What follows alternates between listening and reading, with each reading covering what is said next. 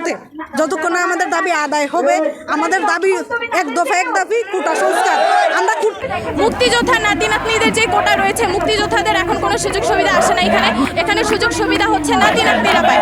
মুক্তিযোদ্ধা কোটা, পোষ্য কোটা, এইরকম অযৌক্তিক যে কোটাগুলো রয়েছে আমরা সেগুলো বাতিল চাচ্ছি। উপজাতি কোটা, প্রতিবন্ধী কোটা, এই কোটাগুলোর জন্য ন্যূনতম একটা সংখ্যা রেখে সমস্ত কোটা আমরা বাতিল চাই। আমরা এখানে সংস্কার চাই। আমরা এখানে সম্পূর্ণ কোটা আমরা বাতিল চাচ্ছি না, আমরা এখানে সংস্কার চাচ্ছি। দাবিকে আমরা এক জায়গায় নিয়ে আসছি, একটা দফাতে নিয়ে আসছি, একটা দাবিতে। আমাদের দাবি হচ্ছে বাতিল চাই না, আমরা কোটার সংস্কার চাই। শুরু থেকে 2018 সাল থেকে যে আন্দোলন হচ্ছে, 2018 সালে যে আন্দোলন হয়েছিল সেইখানেও কিন্তু কোটা বাতিলের ব্যাপার বলা হয়নি, কোটা সংস্কারের ব্যাপার বলা হয়েছে। আমরা 2024-এ এসে আমরা কোটা বাতিল চাচ্ছি না। আমরা যেসব কোটা অযৌক্তিক, যেসব কোটা সাধারণ জনগণের জন্য ন্যায্য নয়, সেই কোটাগুলো বাতিল রেখে আমরা কোটা সংস্কার চাচ্ছি। এটাই হচ্ছে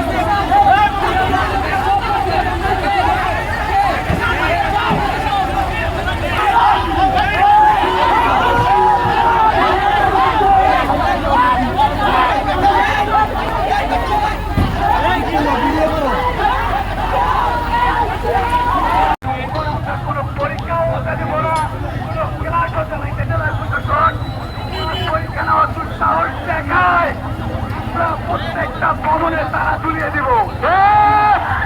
কোন ধরনের পরীক্ষা